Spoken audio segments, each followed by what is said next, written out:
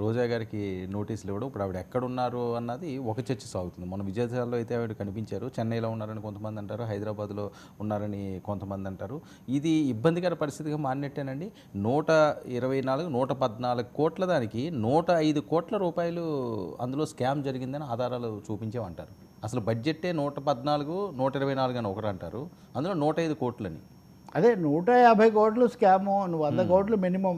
100 కోట్లు మినిమం లేకపోతే వినేటట్టుగా లేరు జనం కూడా. సో కింద 100 కోట్లు, టాప్ లక్ష అంతే, వేరే ఫిగర్స్ లేవు ఇన్ బిట్వీన్. సో ఆడదాం ఆంధ్ర అంటే ఆడదాం డబ్బుతో అనేది ఇక్కడ సమస్య. అప్పుడు వాళ్ళు ఆడారు, ఇప్పుడు వీళ్ళు ఆడుతున్నారు వాళ్ళతో. ఇది ఇలాగే నడుస్తూ ఉంటుంది. రోజా అప్పుడు మంత్రి, ఆమె కాక ఇంకొక ఆయన బైరెడ్డి. ఇంకా ఇప్పుడు వీళ్ళ మీద గతంలో క్రీడాకారుడుగా ఉన్నాయని ఒక ఆయన ఫిర్యాదు చేశాడు.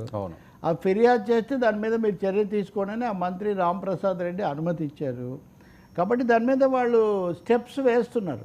రోజా అసలు తమిళనాడుకు మారిపోతుంది, అక్కడ వేరే పార్టీలో చేరతారని కొన్ని రోజులు కొన్ని కథలు నడిచాయి. ఆమె నువ్వు ఇక్కడ కనపడ్డారు, అక్కడ కనపడ్డారు, అప్పుడు ఇలా ఉన్నారు, ఇవన్నీ చాలా నడుస్తున్నాయి అనుకోండి. ఆమె డ్రెస్సులు ఎలా ఉన్నది కూడా మనం చూసాం కదా. ఏం ఆశ్చర్యం లేదు, నోటీస్ ఇస్తారు, అయితే వెంటనే అరెస్ట్ చేస్తారా, తక్షణమే అరెస్ట్ చేస్తారా, లేకపోతే స్టెప్ బై స్టెప్ తీసుకుంటారా అనేది మనం చూడాలి. కానీ ప్రతి కుంభకోణం అన్నది లేకపోతే ప్రతి ఆరోపణ మీద చర్యలు అయితే తీసుకుంటారు. ఫిర్యాదు చేయమన్నారు. తెలుగుదేశం తీసుకున్న వ్యూహం ఏమంటే ఎవరో ఒకరు పోలీసులకు ఫిర్యాదు చేయాలి, గవర్నమెంటే ప్రోయాక్టివ్గా చేయదు. రవి వెళ్ళి వర్మ మీద ఫిర్యాదు చేస్తాడు. అది వరకు అలాగే చేశారు కదా. ఆర్కే రామకృష్ణారెడ్డి ఫిర్యాదు చేశాడని నారాయణ మీద ఇంకోరి మీద కేసు పెట్టారు.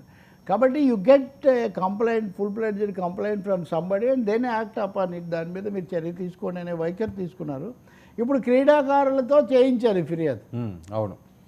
కాబట్టి ఆట ఇది సాగుతూనే ఉంటుంది. ఇది ఆడదాం ఆంధ్ర అంటున్నారు. ఇప్పుడు ఆడదాం అన్నది అది ఇప్పుడు ఆంధ్రప్రదేశ్ అంతటికీ ఆంధ్రప్రదేశ్ రాజకీయాలకే వర్తిస్తుంది ఇప్పుడు. ఇంకా అందులో ఎన్నెన్ని ఆరోపణలు, కుంభకోణాలు, బూతులు, దాడులు, ఒక 10 కేటగిరీలు ఉన్నాయి. ఈ 10 కేటగిరీల్లో ఏదో కేటగిరీలో ఆడతారు. అంతే సార్. సిఐడి నోటీసులు ఇచ్చిన ఒక్క